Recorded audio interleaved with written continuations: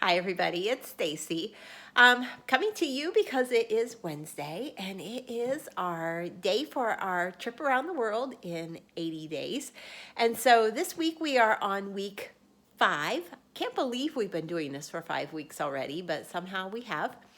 Um, and today we are visiting the land of the pyramids and the Sphinx. We are visiting Egypt.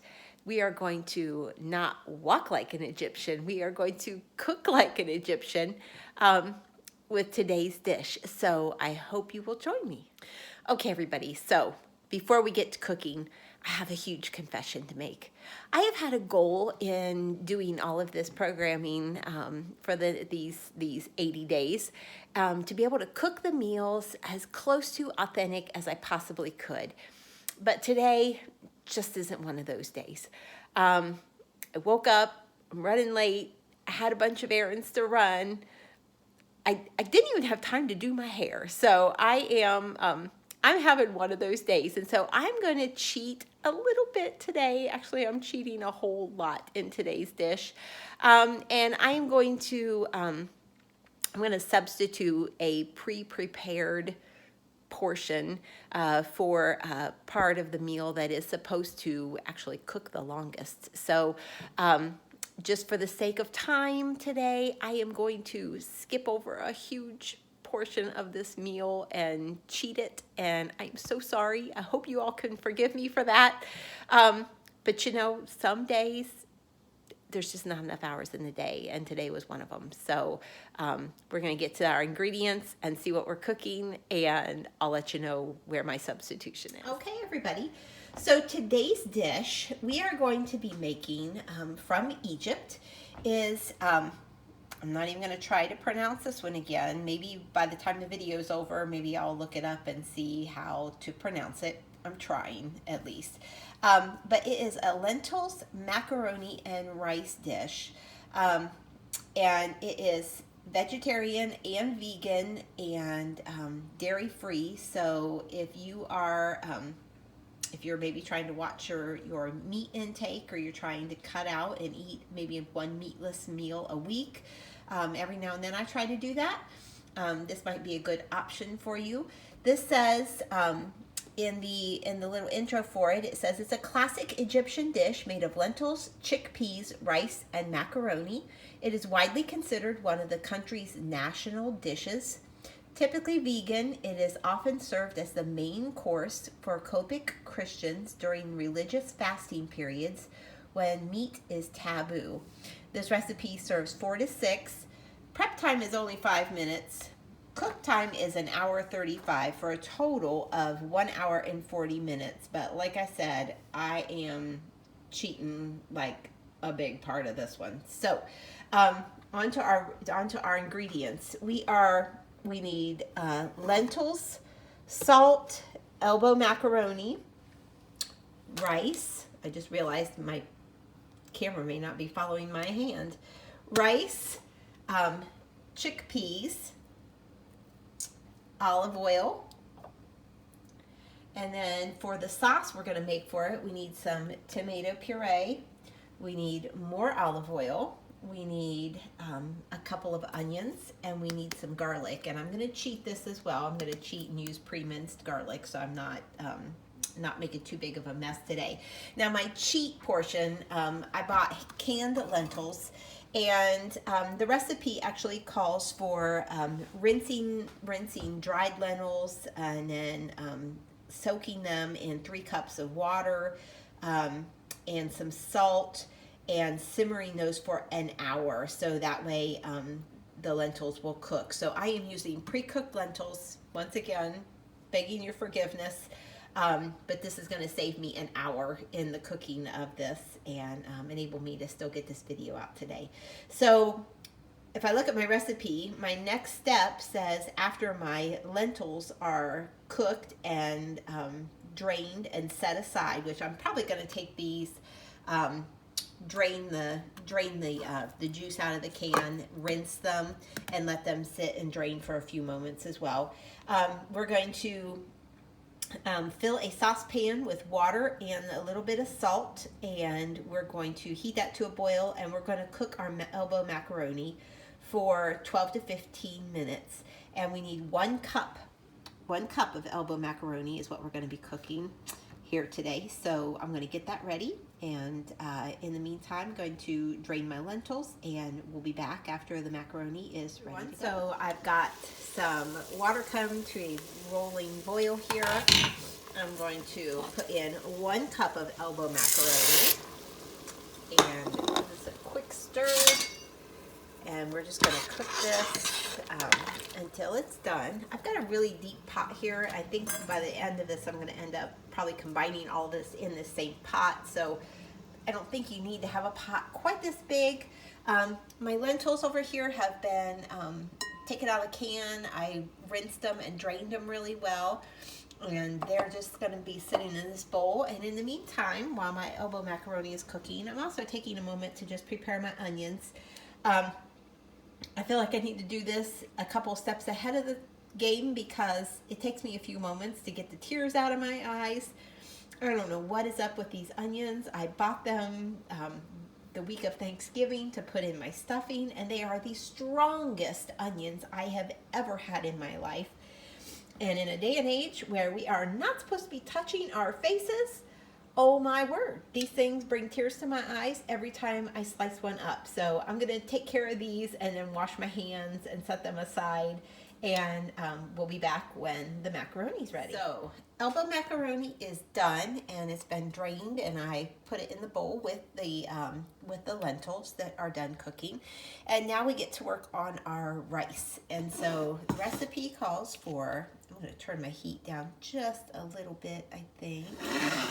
And we're going to put 2 tablespoons of olive oil in my pan. Now my pan looks gross right now because I just did the macaroni in it, and I am not going to wash this in between each part of this dish. I don't think we need to. So I'm going to heat that up a little bit, and I'm going to, it says to take your rice, and we're going to put it in the bottom of the pan.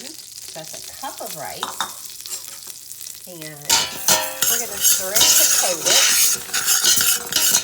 And I think what this does is it just really helps the rice from sticking together as it cooks. And so I'm going to coat that, and it says do this for about 2 to 3 minutes and let the oil coat the rice. And then we're going to add 2 cups of water into this and bring it to a boil, and we're going to simmer it for 15 minutes. So we don't necessarily want the rice brown, but we just want it to just nicely be coated. So I'm going to get 2 cups of water and put it in, and we'll be back in 15 minutes when the rice is all done. Okay, so I wish I would have had the video rolling while I put this water in this pan. It really steamed up. My bottom of my pan was still pretty warm, and it made quite a bit of racket. So just want to kind of give you a warning on that. I don't know if you cook your rice normally like this or not, but you know, I think we live in such a convenience-driven world sometimes that we don't always cook rice this way, and it is by far so much better. I don't always do it. A lot of times I use the pouches that you microwave, but for this I am going to do this part. So we've got our water and rice have come to a boil now. You can see it boiling. And so I'm going to give it one little stir. I'm going to turn my heat down to a simmer, and I'm going to cover this, and then we will really be back in 15 minutes. So it's been 15 minutes. My rice is now nicely cooked. I just tested a little bit of it there. And I love the fact that, I know my phone is steaming up here, but it's not sticking to the bottom of this pan, which is probably the first time I've ever cooked rice and not had it stick to the bottom of the pan. So I'm going to transfer this into my bowl with my macaroni and my lentils, and we'll be back to get ready to cook the onions. All right, everybody. So rice is set aside to cool. It did say set that aside separately and let it cool. And so in the meantime, I've got, I cleaned out my pan, and I have a 1/4 cup of olive oil in the bottom of it. And now we're going to, letting that heat to about a medium heat here. And then we're going to add our onions, and we're going to cook those, it says. So we're going to stir them until the onions become golden brown. And then we're going to add a clove of garlic, and we're going to cook that for 12 minutes, okay? And so I will probably come back when the onions are nice and brown and show putting the clove of garlic in. In the meantime, as well, it called for me to rinse and drain my chickpeas, and we're going to add that to this mix over here as well. So this is not a very colorful dish, I have to say. Lots of shades of brown, but you know, it is what it is. So my oil is heating. I don't want it to get super hot because I don't want to burn my onions. I'm gonna see how. I also don't want them just sitting there in oil. So I'm gonna add my onions in here, and we're gonna let these cook down. I'll come back and let you see when they're nice and golden brown, hopefully not burnt, and we'll be right back. So I'm so glad I'm not doing this live. I had my burner set on simmer, and I still hadn't turned it up from the simmer setting. It's got like a regular burner simmer setting on my stovetop. So I've been waiting forever for these onions to start cooking, wondering what on earth is wrong with my stove. It's just wrong with the chef, instead just a forgetful person. So these are finally going to start cooking here, and so I'm very glad I'm not wasting your time waiting for my stove to heat up. In the meantime, I thought I would let you know that I did look up in Google Translate how to say the name of this dish, and it is kushari. Kushari.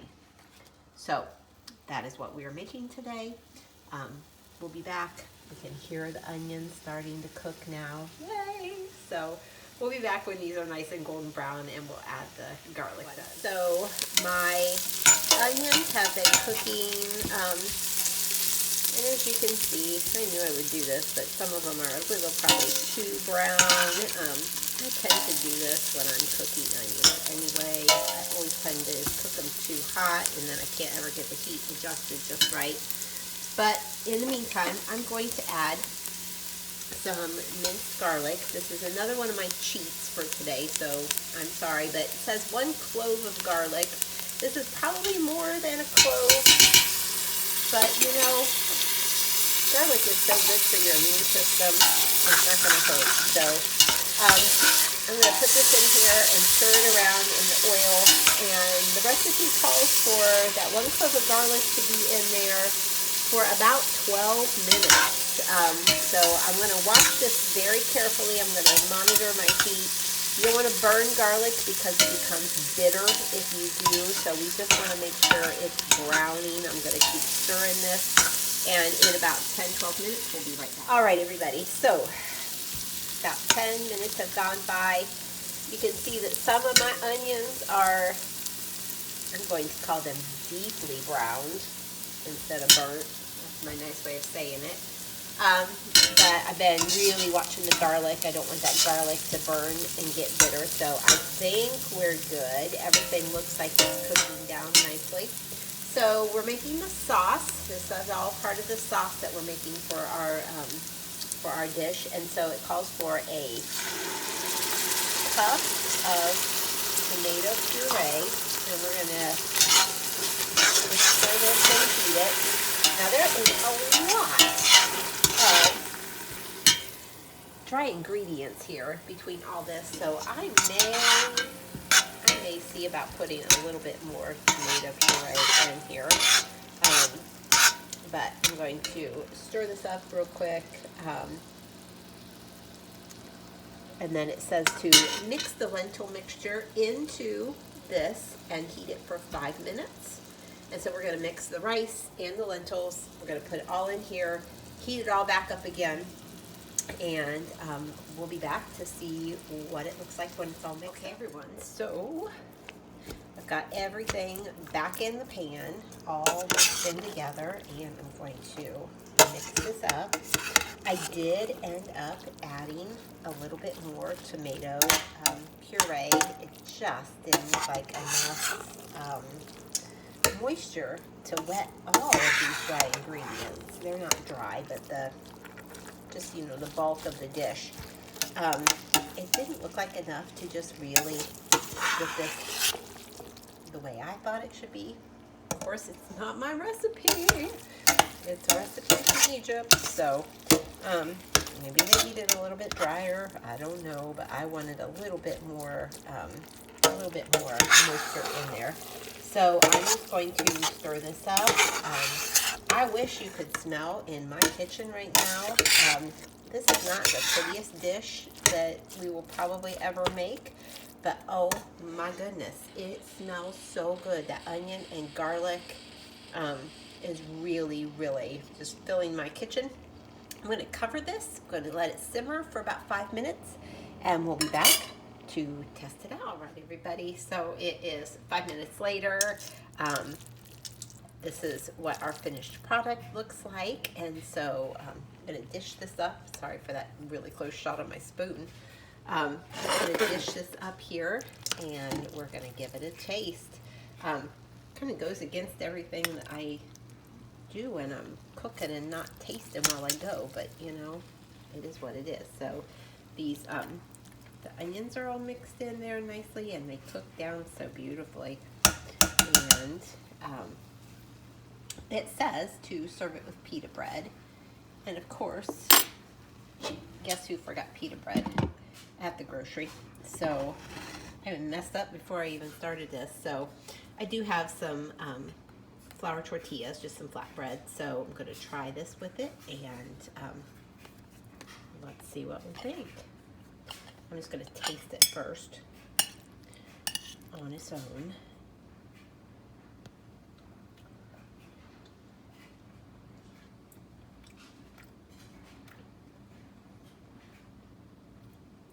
It's good. It's good. It smells really good. Garlic and the onion really give it a lot of good flavor. I think I was expecting, just maybe from the way it looks, to taste a little more like our American goulash, but it doesn't. But the flavors are nice, and I know that this is a healthy meal, something that's very good for me to eat as well. So sometimes I am willing to sacrifice a little bit of flavor to know that I'm eating something that's really good for me. So I hope you'll try this one. I hope if you give it a try, send me a message, send me a picture, let me know what yours turned out like. Let me know if you liked it or not.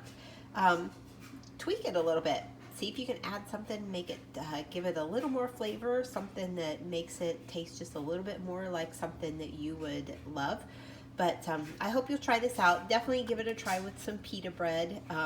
If you can find some pita bread and remember it at the store, like I unfortunately did not. And yeah, I just hope that you'll enjoy this one. Come into the library, visit us. Want to make sure that you all know that we are open. Our doors are still open for patrons to come in and pick out your own material and use the building. So please come and visit us often. And we hope to see you soon. Bye-bye.